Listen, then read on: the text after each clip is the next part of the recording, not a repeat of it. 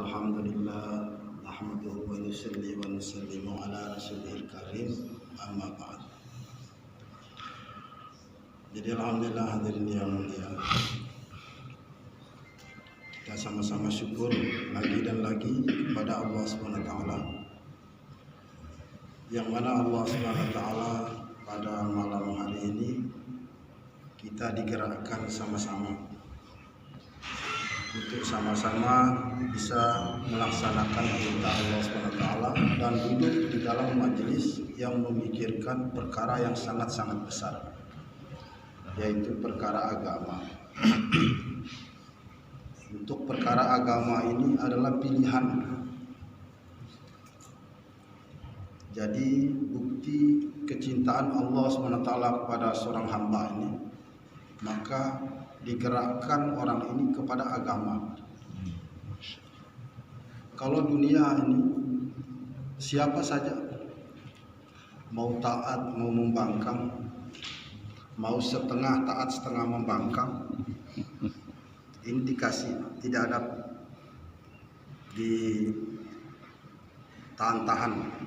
Tetapi untuk agama adalah orang-orang pilihan. Ini yang kita buat syukur. Dan majelis kita ini bukan sekedar majelis muzakarah atau majelis pengajian, tetapi majelis kita ini adalah majelis fikir. Yang berbicara berfikir, yang mendengarkan juga ikut berfikir. Bagaimana majelis kita yang kecil ini menjadi asbab hidayah seluruh alam. Asbab hidayah untuk saudara kita yang mungkin hari ini di tengah perjalanan. Asbab hidayah untuk saudara kita yang mungkin hari ini berada di puncak-puncak gunung. Atau menjadi asbab hidayah sampai ke alam jin. Makanya agama ini alim ulama mengatakan sunyi senyap bukan propaganda. Jadi maksudnya nampaknya usaha agama ini, fikir agama ini, atau suasana agama ini di sini, tetapi 1000 mil Allah turunkan hidayah. Allah.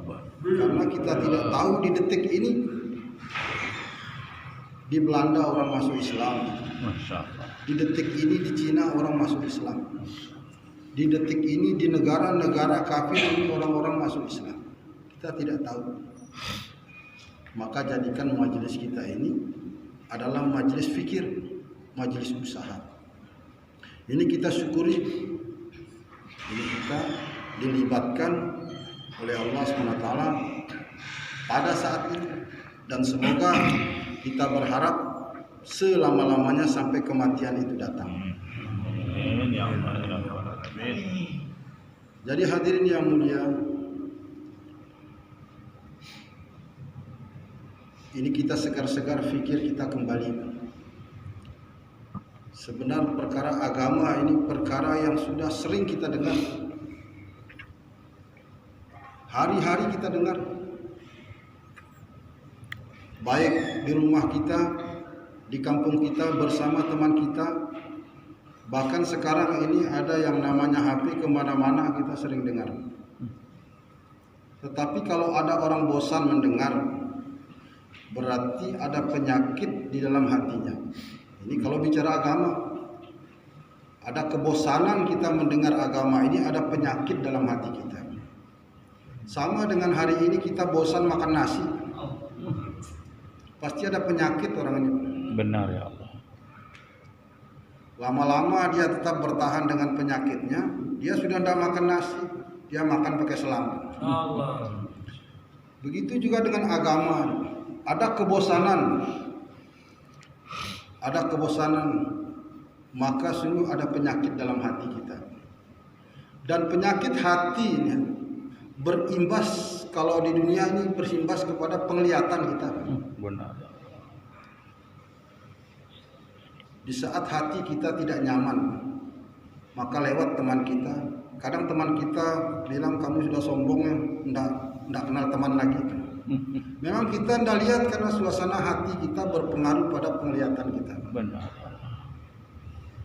Dan ini terus sampai kubur, sampai akhirat. maka ini kita segar-segar kembali. Dan penyakit hati ini tidak nampak. Di saat ada orang berbicara agama, merasa ini sudah kita dengar bunyi hati kita, maka kita telah meletakkan setitik kesombongan dalam hati kita. Sementara Nabi SAW sabdakan, sebesar debu saja kesombongan masuk ke dalam hati kamu, al-qaitu fi jahannam, dibersihkan nanti di jahannam. Maka apa yang pernah kita dengar kalau di dalam agama ini seolah-olah baru saja kita dengar. Karena pintu kepahaman atas ilmu agama ini, tatkala kita mau menafikan kehebatan diri kita, kepintaran diri kita, hati kita atas yang pernah kita pelajari dan kita dengar, maka Allah buka rahasia daripada ilmu ini. Maka hadirin yang mulia, kita ulang-ulang kembali bahwa kehidupan yang kita jalani hari ini, jangan keenaan bahwa ini adalah kehidupan yang sementara saja. Kehidupan yang sementara saja. Akan datang suatu masa nanti, pasti dan pasti kita ini akan dimandikan oleh orang. Hari ini kita bisa buat keputusan untuk diri kita sendiri.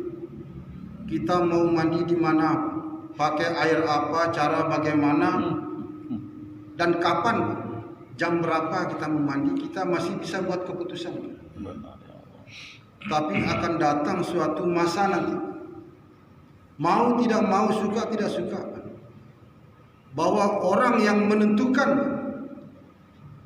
kapan kita akan dimandikan, di mana kita mau dimandikan, dan bagaimana cara kita akan dimandikan. Orang yang buat keputusan kepada kita. Ini sengaja kita ulang-ulang karena salah satu standar iman itu ada kerinduan dia dengan kampung akhirat, dengan kematian. Kalau kematian saja sudah tidak bisa menjadi pelajaran dalam diri dia, sungguh hati dia telah mati. Iman dia tidak punya. Begitu pula hadirin yang mulia, akan datang suatu masa dalam diri kita. Semua kita ini akan dikafankan oleh orang lain. Hari ini kita bisa memilih, bisa berpikir pakaian yang bagaimana yang harus kita pakai untuk membalut daripada jasad kita ini. Kualitas kain yang bagaimana kita bisa memilih. Harga yang berapa. Kalau jubah yang Haramain atau yang Al-Hidayah, kita bisa memilih harga yang berapa, kualitas kain yang bagaimana, dan potongannya bagaimana. Tetapi akan datang suatu masa dalam diri kita, pasti dan pasti, bahwa kita ini akan diperlakukan oleh orang lain. Warna kain ditentukan oleh orang lain. Model potongan ditentukan oleh orang lain. Kualitas kain ditentukan oleh orang lain. Begitu pula hadirin yang mulia, akan datang suatu masa dalam diri kita, kita akan disolatkan oleh orang lain. Allah. Hari ini kita bisa datang solat sendiri, dengan berkendaraan, dengan berjalan kaki sama. Bahkan alim ulama katakan orang yang berkendaraan itu nilai sama dengan dia berjalan kaki dari rumahnya ke sini. Bisa kita memilih sendiri. Hari ini kita bisa sholat di belakang imam, tapi akan datang suatu masa kita akan berada di depan imam untuk disolatkan. Pasti dan pasti. Dan hari ini kita bisa bergerak ke sana kemari, ke timur, ke barat, ke selatan, ke utara.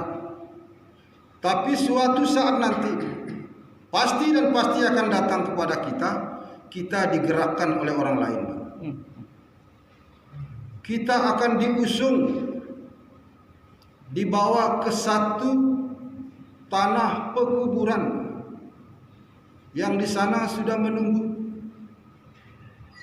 Dan di dalam kubur ini ada satu liang yang begitu kecil, yang kita sama-sama tahu, yaitu liang lahat. Dan setelah kita diletakkan di dalamnya, tali-tali mulai dilonggarkan, papan mulai diturunkan. Sedikit demi sedikit saudara kita mulai menurunkan tanah sampai tertutup. Dan ini semua akan terjadi, situasi ini mau tidak mau, suka tidak suka akan datang pada diri kita. Kapan?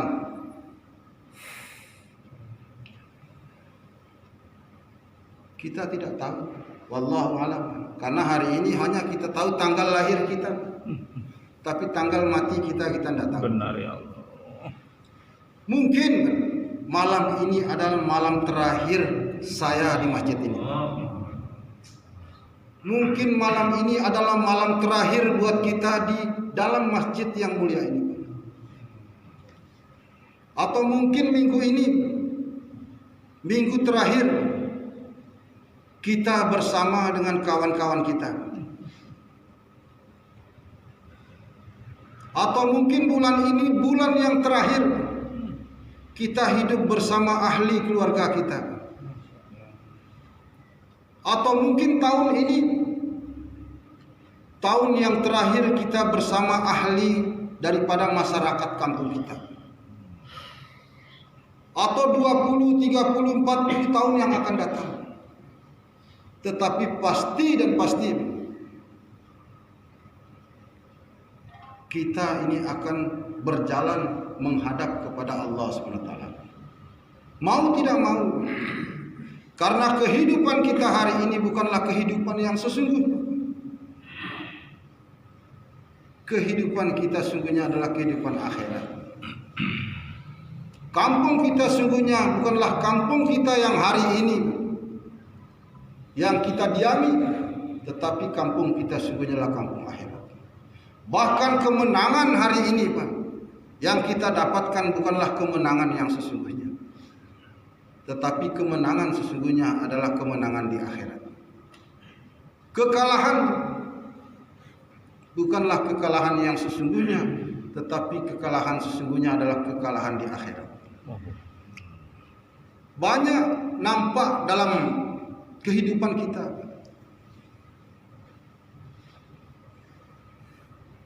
Ada orang sudah bervideo call dengan sanak familinya di Sumbawa, maka dia telah berangkat, tetapi sampainya di akhirat. Ada orang yang sudah bersiap ke pertaniannya, tetapi sampainya ke akhirat. Ini pasti dan pasti. Dan apa yang kita dapatkan di akhirat itu sebagaimana yang kita jalani di dalam kehidupan kita ini. Karena kematian ini bukanlah stopnya kehidupan, tetapi bermulanya kehidupan. Bermulanya kehidupan. Dan ini selalu kita ingat. Bukan kita minta mati, tetapi harus merindui mati. Jangan cari mati, jangan minta mati, tapi rindu dengan kematian. Karena ini perkara yang pasti dan pasti akan datang dalam diri kita. Dan untuk akhirat, Allah Subhanahu wa taala memberitahu, memberi nama daripada akhirat ini Yaumuddin, hari agama. Karena tidak berlaku lagi selain daripada agama untuk akhirat. Maka maksud Allah SWT datangkan kita ke alam dunia ini adalah untuk menyempurnakan agama. Dan agama ini tidak bisa kita cukup. Tidak boleh suhud kita dengan agama ini. Harus tamak. Cukup sudah saya. Karena saya sudah rumah masjid. Cukup. Tidak boleh cukup.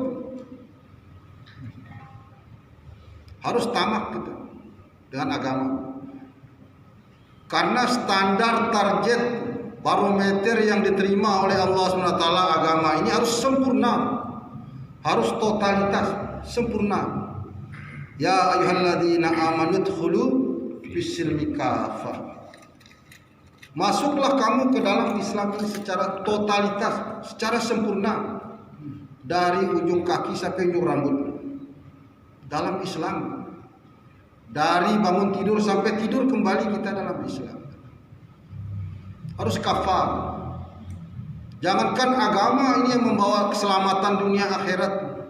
Perkara dunia saja kalau kita tidak sempurna, maka tidak sampai kita. Kita mau naik ojek ke sini ke pasar, cukup kaki saja kan tidak sampai. Cukup tangan saja. Ya, jalan ojek kan tidak sampai kita. Sempurna kita naik, pelan-pelan ojeknya akan sampai. Sempurna. Maka alim ulama mengatakan kesempurnaan ini bukan rukun Islam, rukun iman. Ini bagian daripada kesempurnaan Islam. Sempurnanya Islam ini alim ulama menyatakan 5 perkara yang perlu kita usahakan. Imaniyah, ibadiyah, muamalah, muasyarah, dan akhlak. Imaniyah kita harus semakin hari semakin lurus kepada Allah SWT. Semakin hari harus semakin lurus kepada Allah SWT. Karena nilai amal yang kita buat ini bergantung dari keyakinan kita. Ada dianalogikan oleh ulama. Di musim kemarau yang panjang di satu daerah ini telah mengumpulkan orang-orang untuk sholat istisqa, sholat minta hujan. Maka orang telah buat sholat. Tiba-tiba datang seseorang yang tidak mengerti, tidak paham atas tetapi ada keyakinan. Dia datang bawa payung. Orang-orang melihat semua. Yang orang baru habis sholat ini melihat semua, mengatakan, kenapa kamu bawa payung? Maka dia katakan, apakah ini bukan sholat minta hujan? Yakin dia hujan itu akan turun. Kok yang sholat tidak yakin hujan ini akan? Allah. Jadi begini, kalau keyakinan kita tidak punya, tidak lurus kepada Allah SWT, amal ibadah kita ini tidak bisa menyelesaikan masalah kita. Jangankan masalah dunia yang kecil, jangankan masalah kubur yang besar, masalah dunia yang kecil tidak terselesaikan dengan amal kita. Suasana dan keadaan ini bergantung amal kita. Karena amal yang kita buat dengan keyakinan yang betul, sama hal kita melempar sebuah benda ke atas. Kalau kita membuang kerupuk, pasti kerupuk turun. Kalau kita buang batu, pasti batu turun. Begitu juga dengan amal, dengan keyakinan yang benar, maka akan naik berupa cahaya, maka akan turun juga cahaya. Tetapi hari ini karena keyakinan kita tidak lurus kepada Allah SWT, dan kita tidak yakin dengan sholat yang kita buat, naik juga berupa kegelapan, hingga suasana dan keadaan ini menjadi gelap. Hingga hari ini kita tidak takut kepada Allah SWT, takut kepada makhluk. Takut kepada makhluk. Takut dengan kabar-kabar. Takut jatuh tempo. Allah Akbar. Ngeri. Sehingga salah tempat dia menyelesaikan masalah dia. Karena ada bacaan di sana menyelesaikan masalah tanpa masalah. Sementara amal ini yang perlu kita luruskan, keyakinan. Orang-orang terdahulu ini barometer. Dengan sholat mereka mampu menyelesaikan masalah mereka. Masalah air selesai, masalah perampokan selesai, masalah penyakit selesai, bahkan masalah jembatan pun selesai. Allah. Itu dengan amal mereka orang terdahulu. Inilah kita belajar meluruskan keyakinan kita. Begitu juga ibadah kita luruskan. Dan ibadah kita ini adalah yang tertinggi adalah sholat. Kalau baik sholatnya akan baik seluruh amalan lain. Kalau kurang baik sholatnya akan kurang baik seluruh amalan lain. Maka perbaiki sholat kita. Mulai dari zuhir kita perbaiki. Mulai dari istinja kita bertanya kepada ulama yang mana saja yang kita harus istinja. Karena kita ini, makanya ulama katakan tidak boleh sombong kita ini, karena ada satu di antara 3 perkara ini, ada satu perkara kemana-mana kita bawa tai. Kemana-mana kita bawa tai, kok bisa sombong? Tai berjalan kita. Iya. Tai mata, tai kuping, semua tai. Maka ini kita tanya kepada ulama, hal perkara pertama adalah istinja. Baru kita beralih kepada wudu. Baru kita beralih kepada hukum fi'il daripada sholat kita, hukum kaul daripada sholat kita. Baru nanti batin sholat kita. Jangan sampai sholat ini tempat menyelesaikan dunia kita. Kalau maaf ini kalau guru tempat mengajar dia sholatnya. Assalamualaikum, selesai juga mengajarnya. Maka ini kita belajar. Maka ada usaha atas sholat sebelum, di dalam, dan setelah. Maka sebelum ini harus kita mulai menjaga makanan kita. Jangan sampai sembarangan makan kita ini. Karena ini mengganggu daripada kehusuan kita dalam sholat. Sementara sholat yang diterima oleh Allah SWT adalah sholat yang khusyuk. Makanan kita jaga. 4 saluran hati: penglihatan, pendengaran, kalam, dan pemikiran. Apa yang kita pikir hari-hari itu yang masuk dalam hati. Apa yang kita dengar hari-hari masuk dalam hati. Apa yang kita lihat hari-hari masuk dalam hati. Dan apa yang kita bicarakan hari-hari masuk dalam hati. Maka jaga kalam kita, jaga pandangan kita, jaga pendengaran kita, jaga pemikiran kita. Ini sebelum sholat. Makanan, penglihatan, pemikiran, pendengaran, kalam kita. Dan usahakan sebelum waktu sholat kita sudah ada di masjid. Karena kalau seorang gawang ini, kira-kira dia menjaga gawang setelah masuk bolanya apa sebelum? Allah. Sebelum bola masuk dia jaga gawang. Begitu kita jaga waktu sholat sebelum masuk waktu sholat. Maka keanehan yang ke-9, kalau ada ahli masjid masbuk. Astagfirullah. Apalagi dai. Jangan sampai masbuk. Dulu ada satu imam, saking menjaga daripada takbiratul ula sama imam. Padahal perkara yang wajib membasuh kaki ini.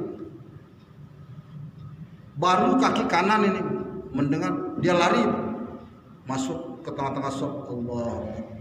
Setelah itu baru dia sempurnakan daripada saking menjaga. Maka ini penting daripada kita menjaga sholat kita. Nanti ada muzakarah khusus. Begitu juga muamalah kita. Ini kita jaga betul. Jangan sampai ada utang di atas utang. Jangan sampai ada gade di atas gade.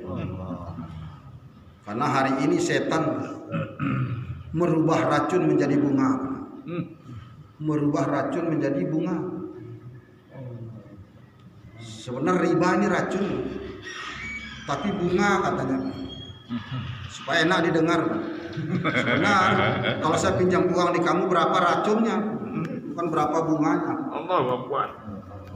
Ini kita jaga juga muamalah kita satu sama lain. Kita jaga juga muasyarah kita, hubungan masyarakat kita. Dulu orang-orang kita Sumbawa paling hebat dengan adab. Diajar. Kalau dengan orang tua kamu begini berjalan. Kalau ada orang tua bicara jangan kamu masuk.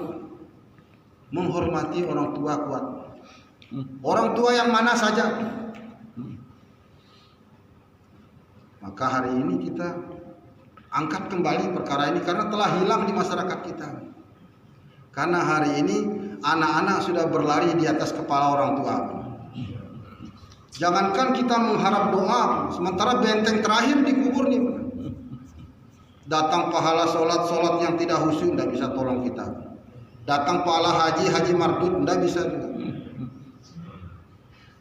Benteng terakhir adalah doa daripada anak-anak kita. Bagaimana anak-anak kita mau berdoa sementara hari ini kita tidak pernah ajar berdoa. Maka ini mulai kita angkat ke permukaan, memulai dari diri kita, menghargai satu sama lain, muasaroh kita, hablum minan nas kita jaga, bertetangga kita jaga. Maka hari ini ada orang kalau membangun itu harus ada IMB, izin apa gitu, Mendirikan bangunan. Ya mendirikan bangunan. Tapi tidak ada izin tetangga, tidak ada,